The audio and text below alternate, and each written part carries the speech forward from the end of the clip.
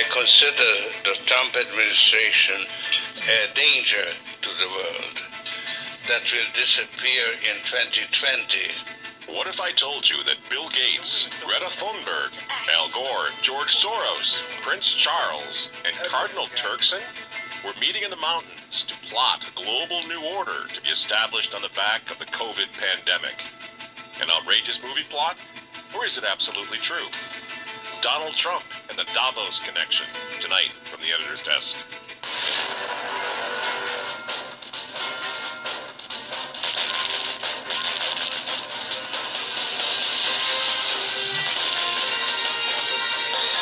Hello again, ladies and gentlemen. Michael Matt coming to you once again from the offices of the Remnant newspaper. Here's something you're not apt to hear on mainstream media. Of the 18 million people in the world who've been infected with the coronavirus, 10.6 million have recovered. This is according to the latest figures from Johns Hopkins University. In other words, the vast majority of COVID patients fully recover. And this doesn't even factor in that the millions who've contracted it, recovered, and didn't even know they had it. Friends, we need to have a talk. I mean, let's be really clear right from the outset. COVID-19 is not a hoax, okay? Worldwide, over 650,000 people, mostly elderly, have succumbed to it. This is not a hoax. Even with skewed death reporting, which we know is going on all over the place, this is a very serious virus. But so was the H1N1, the swine flu of 2009, which claimed the lives of 500,000 people. So was the Hong Kong flu of 1968, which claimed the lives of up to 4 million people. Flu is a nasty business. Now, do you remember these previous epidemics, pandemics? Probably not. Why? Because the media didn't freak us out over those. The country wasn't shut down. Healthy people were not quarantined. Schools weren't closed. Church services weren't canceled. Why not? Because COVID is a thoroughly politicized virus. And we're getting conflicting recommendations from the experts that get just a little more absurd every week. Doctor, your colleague, Dr. Fauci, has suggested recently that goggles would work even better, or in addition to. You're talking about masks. People have come around to the reality of that. Are we going to look at more demands based on what Dr. Fauci has said? Well, I've seen really great face shields, and I've seen them around the country. You know, I've been out to 14 states. The administration sent me out, and I've gotten to see a lot of exciting face masks out there, and face masks that come from the bottom up. And I think that's really, the American people are innovative. Those are actually pretty easy and straightforward to make. Many universities and those who have printers are making face shields now. So these 3D printers can really increase that production, and I think others are making them, and they can be decorated. So, Doctor, well, no one's really interested in decorations. I want to know whether face shields or goggles is something we're going to hear next. I mean, this isn't even funny.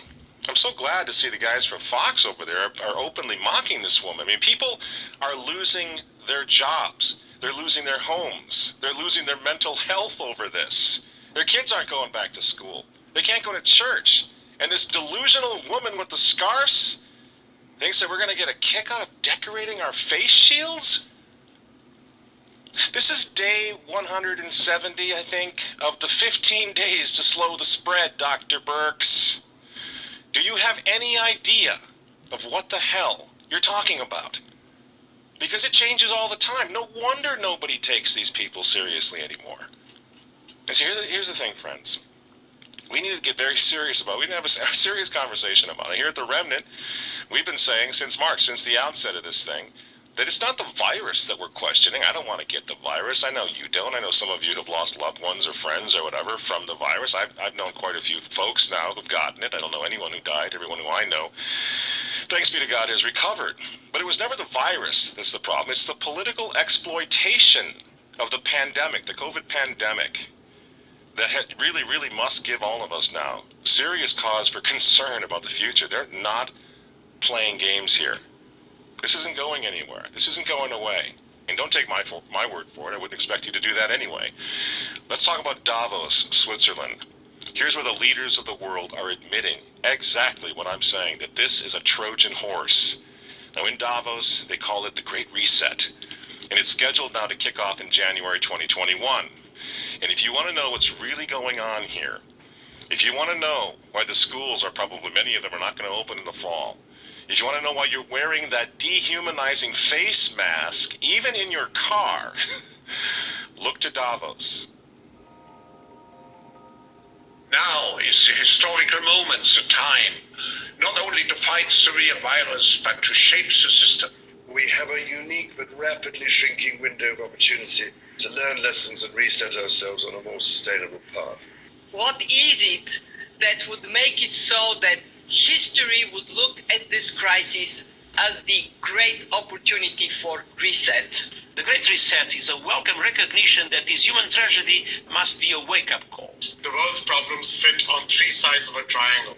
It's one versus many, man versus nature, and the unfortunate foundation is long-term versus short-term.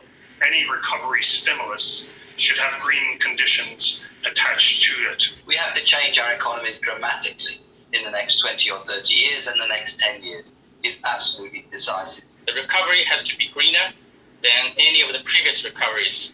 And then we need to couple that with new initiatives to equip more people with the digital skills they'll need. We have to live up to the expectations which we have created, and we will do so. On June 2nd, 2020, just a couple months ago, the founder now of the World Economic Forum in Davos, Klaus Schwab, wrote an article on their website in which he just comes right out with it. He says the COVID pandemic represents a, quote, rare but narrow window of opportunity to reflect, reimagine, and reset our world, end quote. Those aren't my words. Those are his words. The world must act jointly and swiftly, says Mr. Schwab, to, quote, revamp all aspects of our societies and economies, from education to social contracts and working conditions. Every country, from the United States to China, must participate, and every industry, from oil and gas to tech, must be transformed, end quote. And Mr. Schwab comes right out and admits that he can't do this without, you guessed it, Bill Gates. We are particularly committed to this initiative since the Forum has been at the origin in its annual meeting in Davos of the Global Fund, Gavi and CEPI, together with the Gates Foundation and other founders of those crucial organizations, particularly today. And they're all there. All the movers and shakers of the world are in Davos at one time or another. Even Prince Charles, the insufferable Prince of Wales, got into the act in Davos in January. Unless we take the action necessary and we build again in a greener and more sustainable and more inclusive way, then we will end up having more and more pandemics and more disasters from ever accelerating global warming and climate change. So this is the one moment, as you've all been saying, when we have to make as much progress as we can. And of course, Antonio Guterres, the former Prime Minister of Portugal, who's also a Catholic and is now serving as the Secretary General of the United Nations, he's in Davos chiming in as well. A microscopic virus has closed down entire countries and economies. The Great Reset is a welcome recognition that this human tragedy must be a wake-up call. As you rightly say, it is imperative that we reimagine, rebuild, redesign, reinvigorate, and rebalance our world. Friends, the full picture should begin to emerge now, and I'm just giving you a sample. I mean, everyone has spoken here. Everyone who is anyone, the globalist community, has gone to Davos, has delivered speeches. They come together, they network, they plan our future. This transformation essentially means that the whole way that we do business, that we live, and that we've grown accustomed to in the industrial age, will have to be changed. We will have to leave that behind us in the next 30 years to go. This COVID thing is their golden opportunity, and they certainly don't want Trump or anyone else to fix the problem, certainly not prematurely. And this is what the war on hydroxychloroquine is all about. I mean, think about this. Why? You mention hydroxychloroquine and you get taken off Facebook, you get taken down from YouTube. Why? This thing's been going for 60 years. People use it all the time. Well, if you use it, you might have a heart attack, so we got to condemn that. Then why are they doing this? This is a therapeutic that works for a lot of people. Doctors all over the place are using it right now, but they don't want it. Why? Why? Because it's not a vaccine. Because it might fix the problem. This is why those frontline doctors in the white coats, that's why they were banned from social media. Many of them are now losing their jobs. They were frontline heroes. And all they did wrong was come out and talk about fixing the thing now. Not waiting 18 months. You're not waiting for a vaccine. But how they're fixing and healing people right now. Doesn't that make you just a little suspicious? Because, see, the problem is, these frontline doctors in the white coats, if they're right, and COVID can be cured without 7 billion doses of Bill Gates' vaccine, well, the Great Reset that they keep talking about in Davos, Switzerland, the Great Reset will be dead on arrival. And all of us will go back to life as we knew it. This is why the 2021 Davos Summit now, 2021, it's coming right up after Christmas, the Davos Summit. And the Great Reset, they need President Joe the Catholic Biden to hand us, the United States, over to them if he wins this election. This is why they're trying so hard to take Donald Trump down. Biden is not a serious candidate. We can all agree on that, right? He's not serious. The poor fellow. He's in his dotage now. So what are they doing? They don't want a serious candidate. I'm not talking about on the right. I'm talking about on the left. They don't want someone who's going to be serious. Everyone with a pulse knows Joe Biden can't do this job. What's he doing there then? In my opinion, he's the personified monument to the U.S. presidency that the mob will tear down in January. They need to reset everything, including the politics of the United States, the governance of the United States. Besides that, old Joe the Catholic Biden has always been a New World Order guy. The affirmative task we have now is to actually create a new world order.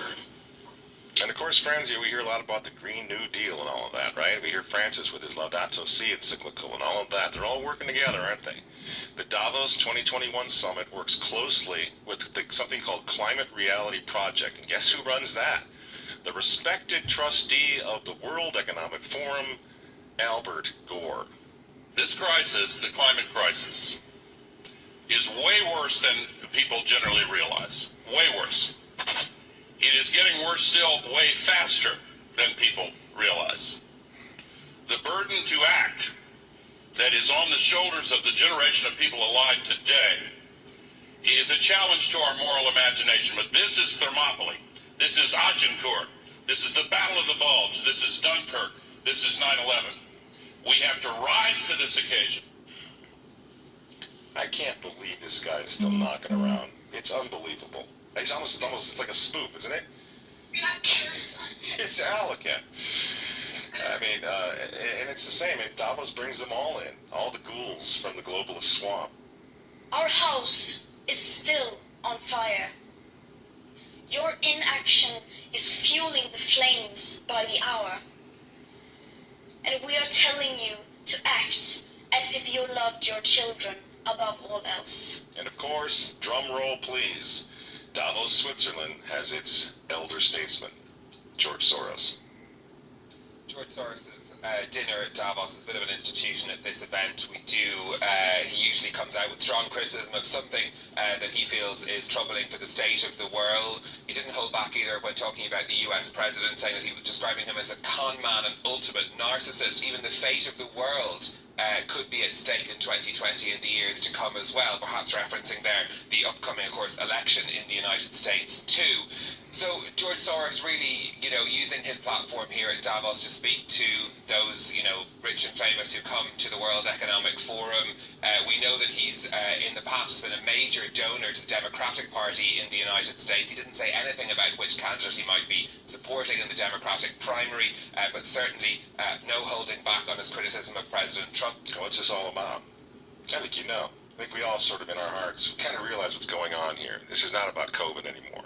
This is about a reset of everything. And the United States of America is in the way right now of all of it. So they are destabilizing our entire country.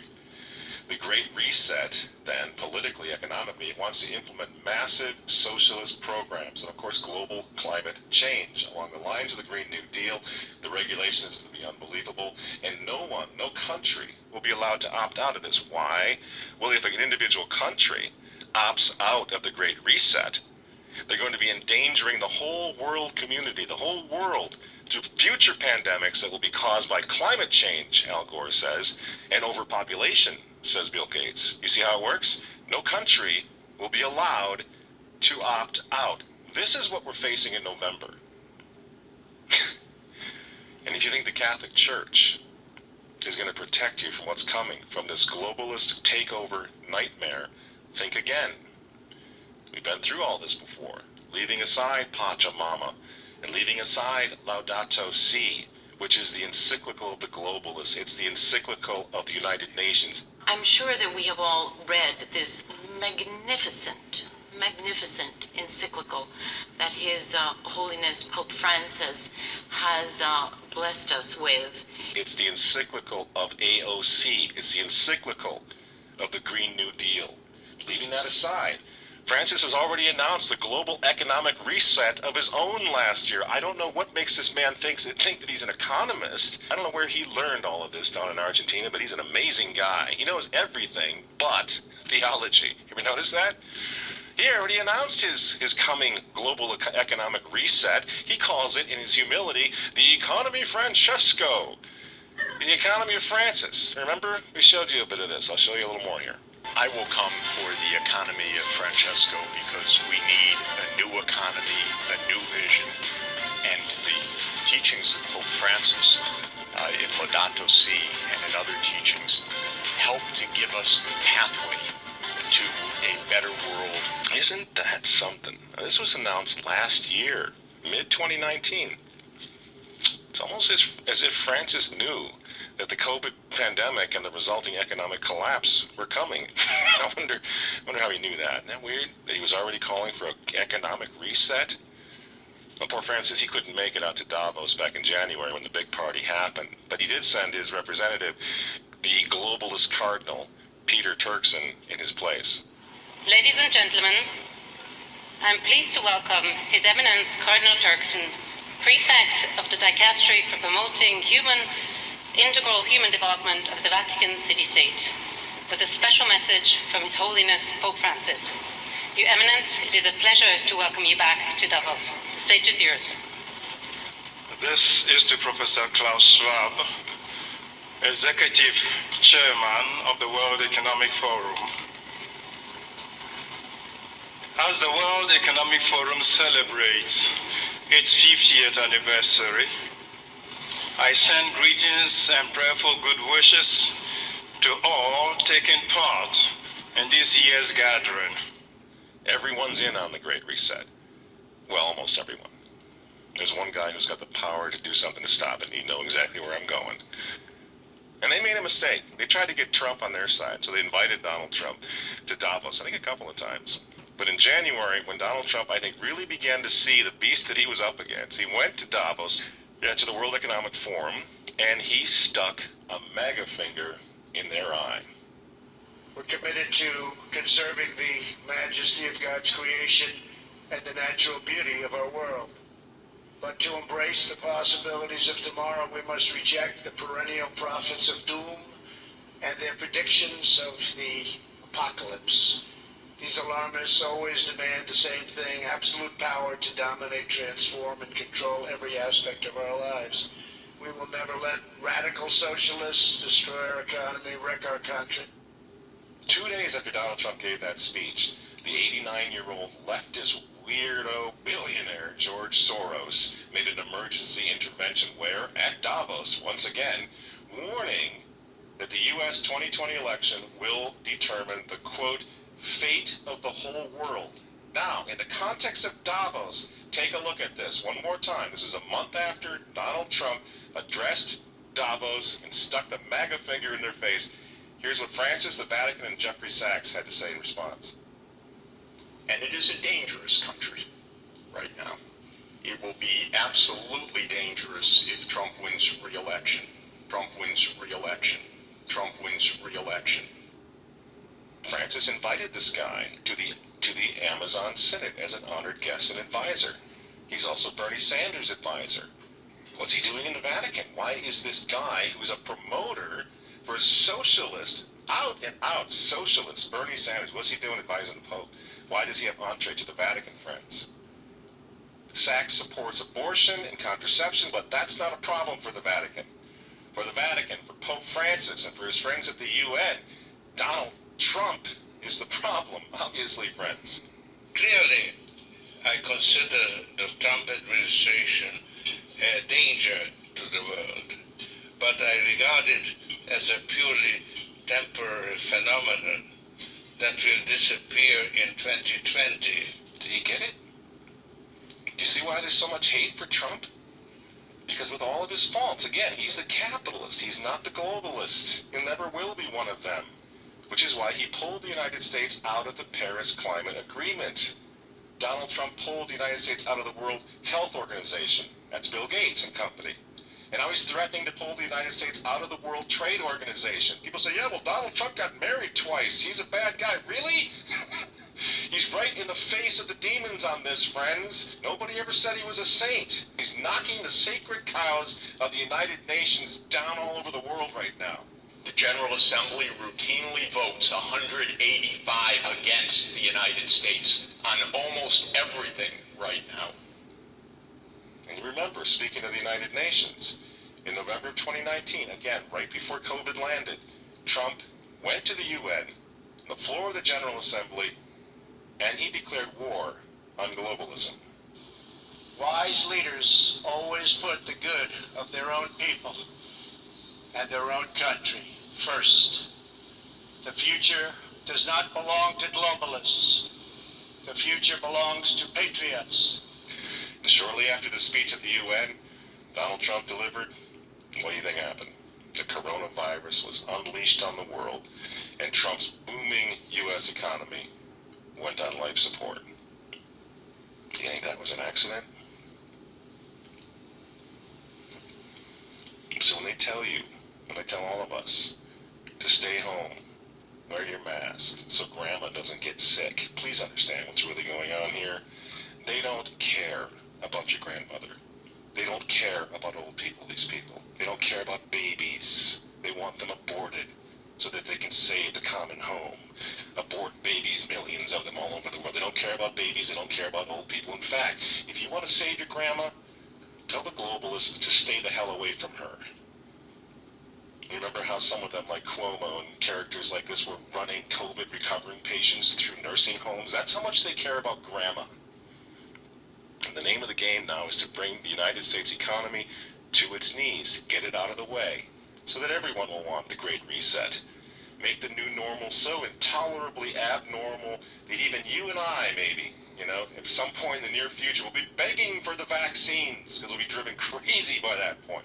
Begging for whatever else is going to keep us safe, according to our jailers and our handlers and our zookeepers, you see? That's what they want. That's why they keep using this term, new normal. You know what we do to fight back? Go to work. Go back to school. If you're healthy, take off the mask. And for heaven's sake, go back to church and pray that Trump wins in November. That's what the reset was on. That's what the Russia hoax was all about. That's what the impeachment hoax was all about, don't you see? For 4 years, I've been trying to stop this man, because if he strengthens America, if he makes it great again, if he brings the economy back again, the reset won't happen. The New World Order is going to be set way back. Who knows when they're going to have another COVID opportunity like this one again, and they know it. So ask yourselves why they hate this man. These folks, these men, they hate God. They hate the unborn. They hate the traditional family. They hate you. And they hate Donald Trump, whose political opponents, by the way, right now are knocking statues of saints to the ground. They're beating up cops, and they're burning flags. You say you don't like Trump? I'm sorry, friends, but who cares? That doesn't really matter anymore. What you think of Trump's personality or his tweets? Look at the big picture. The choice is simple, friends. Stand with America right now, or fall with the New World Order in the not-so-distant future. There's no other choice. I'm Michael Matt for Remnant TV, and we'll see you next week. I'm running across a lot of people. I try to explain some of this stuff to them. But they still say, President Trump, they're still dogging him. Still I say, but this man stand up for this. This man stand up for this. They still ignored it. They still ignored it. But we'll see. Sometimes, say a hard head. They said in the past, a while back, a hard head made a soft ass or something like that. But hopefully, President Trump still could pull it off, because they cheated. But we'll see, like I said. But everything's in jeopardy because people refuse to listen. Even though it was clear evidence out there, people still refuse to listen. Hope you're listening now.